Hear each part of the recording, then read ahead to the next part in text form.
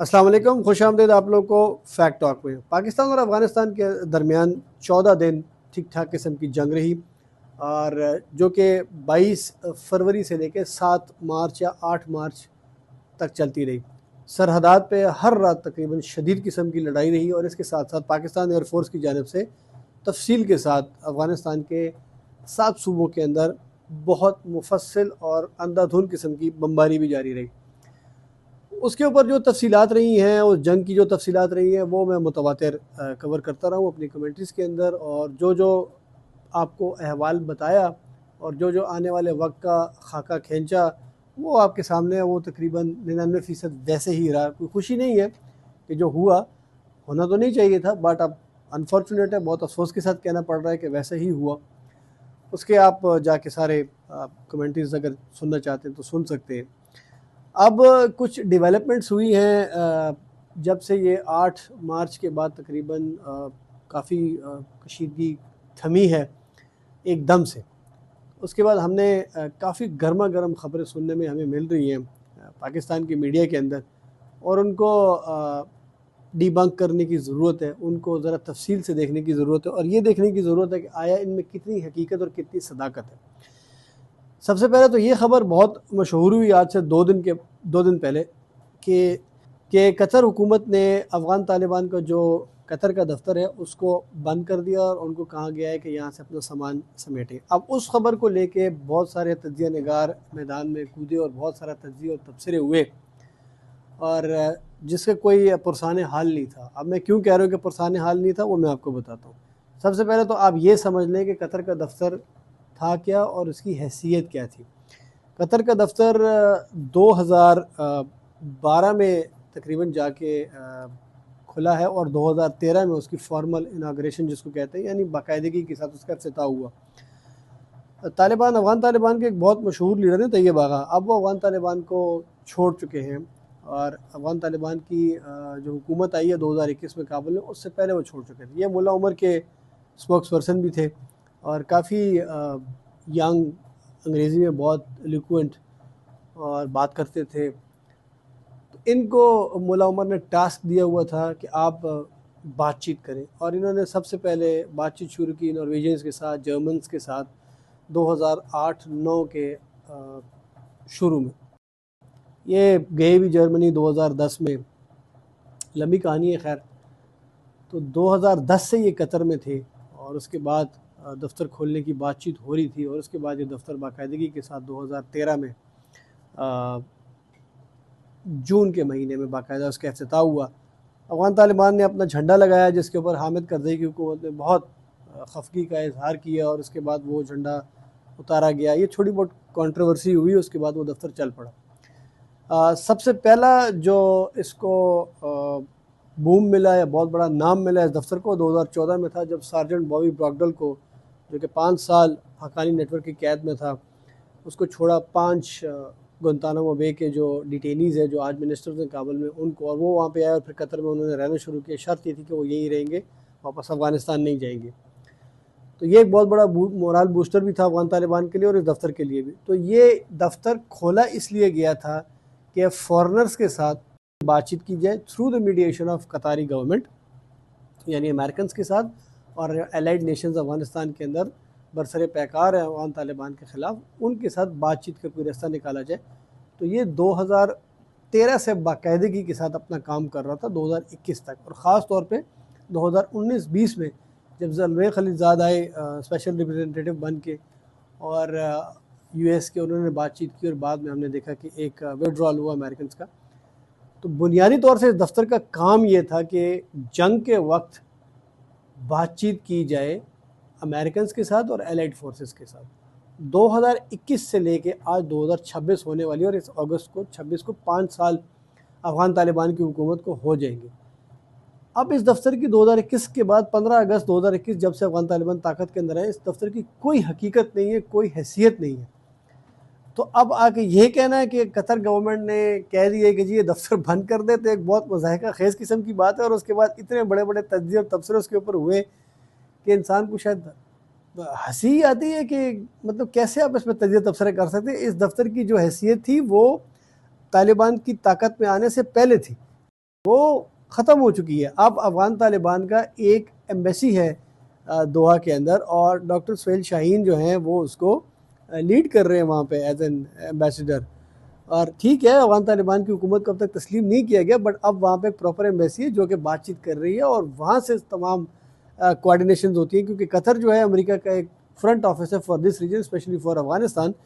तो वो वहाँ से जितनी व्हीलिंग एंड डीलिंग होती है वो वहाँ से होती है, और इस दफ्तर की वहाँ पे वैसे भी कोई हैसियत नहीं रही। तो उसको ये कहने के जी कतर गवर्नमेंट ने प्रेशर डाल दिया है और ये कोई इंटरनेशनल प्रेशर आया है, पाकिस्तान का प्रेशर है, तो आई डोंट नो ये क्यों होती है। तो ये एक डिबंक होनी चाहिए थ्योरी, इसका कोई सरो पैर नहीं है। दूसरी बात, अमेरिकन सेक्रेटरी और यूएस सेक्रेटरी ऑफ स्टेट जो है मार्को रूबियो, उन्होंने कल अफ़गानिस्तान को state sponsor of wrongful detention की रियासत करार दिया, यानी वो रियासत जो कि अमेरिका के लोगों को कैद करती है, उसके उन्होंने उसकी डेजिग्नेशन की है। और ये एक्ट ऑफ द कांग्रेस है, यानी ये कानून है अमेरिका में जो बनाया गया था 2025 में, 24 में आया था, 25 में पास हो गया था ये बिल। और उसके नीचे अब तक ईरान को और अफ़गानिस्तान को state sponsor of wrongful detention का टाइटल दिया गया, और इसके नीचे फाइनेंशियल कंस्ट्रेंट्स आ सकती हैं आपके ऊपर अमेरिका की तरफ से, आपके जो लीडरान हैं अफ़गान तालिबान के, उन पर ट्रैवल बैन दोबारा लग सकते हैं, ऑल दो वो यूएन की सिक्योरिटी काउंसिल की लिस्ट के नीचे है, बट स्टिल तो डिप्लोमेटिक प्रेशर्स बहुत आ सकते हैं। तो इसका ये इशारा होता है। अच्छा, अब उसके अंदर अमेरिका के अभी तक मेरी इत्तला के मुताबिक 5 लोग हैं। Secretary of state Marco Rubio की वो ट्वीट आपके सामने चल भी रही होगी, उस पर उन्होंने डेनिस कोयल और महमूद शाह हबीबी का नाम ख़ास तौर पे लिया हुआ है। और बाकी 3 मैं आपको ख़ुद बता रहा हूँ, 3 और लोग भी हैं जो कि अमेरिका के अमेरिकन नेशनल्स हैं, बट अफ़गान तालिबान की कैद के अंदर हैं। ये बाद में 2021 के बाद से अफ़गानिस्तान में काम कर रहे थे, कुछ मुख्तलिफ प्रोजेक्ट्स भी लगाए थे, तो वो उनको अफ़गान तालिबान ने जासूसी के इल्ज़ाम के ऊपर कैद किया हुआ है। बहुत सारे और लोग भी थे जो मुतवातर और वक्तन फ़वक्तन हम देखते रहते हैं कि कतर की गवर्नमेंट आती है और उनको बातचीत करा के, एडम बोहलर हैं जो कि प्रेसिडेंट डोनाल्ड ट्रंप के स्पेशल रिप्रेजेंटेटिव हैं ऑन डिटेंशन, यानी दुनिया में जहाँ भी अमेरिकी कैद है उनके लिए वो काम करते हैं, उन्होंने भी काफ़ी सख्त बात की, और उन्होंने कहा कि अगर अफ़गान तालिबान बाज ना आए अपनी हरकतों से तो शायद उनको वेनेजुएला और ईरान जैसा सामना करना पड़ जाए। खैर वो बहुत सख्त बयान था। डिटेंशन 4-5 लोगों के लिए अमेरिका अब अफ़गानिस्तान पे हमला नहीं करेगा जिस तरह ईरान पे किया, उन्होंने बहुत सख्त ज़बान इस्तेमाल की। खैर, महमूद शाह हबीबी का केस मैं आपको बता दूँ बहुत अहम है। इनके ऊपर अफ़गान तालिबान की तरफ से बहुत शदीद किस्म का इल्ज़ाम है। जब ऐमन अल ज़वाहिरी की हलाकत हुई काबुल के अंदर, तो ये मैंने इस पर भी बहुत बड़ी कमेंट्री की हुई है, रिपीट कर देता हूँ आपको कि ये एक टेली कम्युनिकेशन की फर्म है, वहाँ पे काम कर रहे हैं, और जितने भी काबुल के अंदर CCTV थे वो इनके अंडर आते थे। तो इन्होंने बहुत मदद की CIA की, ख़ास तौर पे जिस सेफ़ हाउस में काबुल में ऐमन अल ज़वाहिरी अलकायदा के जो अमीर हैं वो रह रहे थे, उनके सामने इन्होंने जो टेली कम्युनिकेशन टावर था उस पर कैमरे लगा के तो CIA को रियल टाइम फुटेज दे रहे होते थे। जिस तरह अभी ईरान के सुप्रीम लीडर अली ख़ामेनेई की शहादत हुई और लोग कह रहे हैं कि जी ये बहुत बड़ा एक ऑपरेशन हुआ है और मोसाद ने ये किया है, ट्रैफिक लाइट्स और ट्रैफिक के ऊपर जितने कैमरे लगे होते हैं उनको हैक कर लिया था, उससे मूवमेंट को जज कर रहे थे ग्राउंड इंटेलिजेंस के साथ साथ। तो ये मैं लोगों को बताता चलूँ कि इससे पहले भी हो चुका है, और ये ऐमन अल ज़वाहिरी के केस में काबुल में हो चुका है, जहाँ पे एग्जैक्टली यही काम किया गया। जो CCTV फुटेजेस लगी हुई थी उनको हैक किया गया, ग्राउंड इंटेलिजेंस से कंफर्म किया गया, और फिर सारी मूवमेंट चेक की गई कि वो किस टाइम अपनी बालकनी पे आते हैं, लॉन में वॉक करते हैं, घर से बाहर निकलते हैं। तो ये तरीक़ेकार होता है। ये पहले भी ऑपरेशन हो चुका है, कोई नई बात नहीं। अली ख़ामेनेई को जिस तरह शहीद किया गया, इसी तरह ऐमन अल ज़वाहिरी को भी इसी तरह हलाक किया गया था। अच्छा, अगेन पाकिस्तान के अंदर एक बहुत इसके ऊपर तज्ज़िये हुए, बहुत एक्स के ऊपर बहुत ज़्यादा लोगों ने अपना लिखा कि जी देखिए ये पाकिस्तान का प्रेशर है, आहिस्ता आहिस्ता दुनिया रियलाइज़ कर रही है। अगेन ये थ्योरी डिबंक होनी चाहिए, कोई पाकिस्तान का प्रेशर नहीं है, कोई दुनिया नहीं रियलाइज़ कर रही। अमेरिका और अफ़गान तालिबान का आपस का मामला है, और जिस दिन ये मामला हल हो जाएगा, महमूद शाह हबीबी को रिलीज़ कर दिया जाएगा, या डेनिस कोयल को, या बाकी के जो 3 लोग, एक खातून भी है उसके अंदर, तो ये मामला इनका सेटल डाउन हो जाएगा। अमेरिका और अफ़गान तालिबान का अभी तक, जब से अफ़गान तालिबान की हुकूमत आई है, बहुत अच्छा आपस का एक रिलेशनशिप, वर्किंग रिलेशनशिप जिसको कहते हैं, वो चल रहा है। और एडम बोहलर आते हैं, ज़ल्मे खलीलज़ाद ने 2-4 चक्कर लगाए हैं काबुल के, इसी तरह अमेरिकन और भी बहुत खामोशी के साथ आते हैं। कतरीज़ बहुत इन्वॉल्व है अफ़गान तालिबान के साथ बहुत अरसे से, जिस तरह मैंने अभी दोहा ऑफिस का बताया, वो 2010 से फैसिलिटेशन कर रहे हैं और इस रीजन के लिए फ्रंट ऑफिस वही है। चार्ज डी अफेयर जो अमेरिकन एम्बेसी के हैं वो भी दोहा में ही बैठते हैं फॉर अफ़गानिस्तान। तो ये कोई नई बात नहीं है, तो पाकिस्तान का प्रेशर नहीं है, वो उनका आपस का मामला है। और महबूब शाह हबीबी के बारे में जितनी मेरी इत्तलाएँ हैं वो यही है कि वो तालिबान की कस्टडी में या उनकी कैद में हलाक हो चुके हैं, इसीलिए वो कोई खातिर खा और साफ़ बात नहीं कर पाते अमरीकियों को, जिस पर अमरीकी काफ़ी नाराज़ हैं कि हमें उनके वेयर अबाउट्स बताएं और उनको रिलीज़ दें। तो अफ़गान तालिबान कहते हैं वो हमारे पास है ही नहीं, तो ये प्ली लेके चल रहे। तो दूसरी थ्योरी जो डिबंक करनी थी वो ये है कि अब तीसरी पे आते हैं। कल की एक ख़बर आई, अफ़गानिस्तान से ही ख़बर आई, फिर यहाँ पे काफ़ी उसके ऊपर शोर गुगा हुआ कि 3 रुकनी वफ़द जो है मौलाना फजलुर रहमान खलील और मौलाना अब्दुल्ला शाह मज़र और मौलाना साजिद उस्मान, ये 3 रुकनी वफ़द जो है काबुल पहुँचा हुआ है।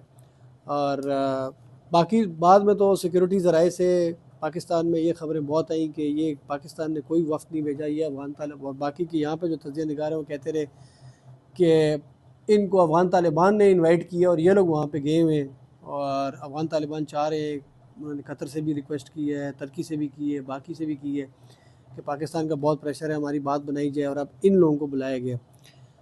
तो पहली बात तो ये है कि एक सवाल था वो ये था कि मौलाना फजलुर रहमान खलील जो है वो 2014 से US designated global terrorist declare हुए हुए, अमेरिका की तरफ से उनको दहशतगर्द, आलमी दहशतगर्द करार दिया गया। तो एक आलमी दहशतगर्द पाकिस्तान से फ्लाई इन करके कैसे चला गया अफ़गानिस्तान, वो भी अफ़गान तालिबान की इन्विटेशन के ऊपर, ये बहुत बड़ा सवालिया निशान है। मैं ये नहीं कह रहा कि पाकिस्तान का ऑफिशियल स्टांस है, जहाँ पे तजिया निगारी बात करते हैं तो ये एक बहुत बड़ी एक सवाल उठता है। दूसरी बात ये है कि मैं तो ख़ुद हक में हूँ कि बातचीत हो किसी भी तरीके से, उसको ट्रैक टू डिप्लोमेसी कहते हैं। ऑन दी फेस गवर्नमेंट्स बात नहीं कर रही होती, बट जो पीछे एक्टर्स होते हैं, बिजनेसमैन, एक्टर्स, इस तरह के लोग, ये स्टेट टू स्टेट रिलेशन में बहुत ज़्यादा काम करते हैं, इनको इस्तेमाल किया जाता है। बहुत अच्छी बात है कि बातचीत हो, बातचीत से कोई रास्ता निकाला जाए।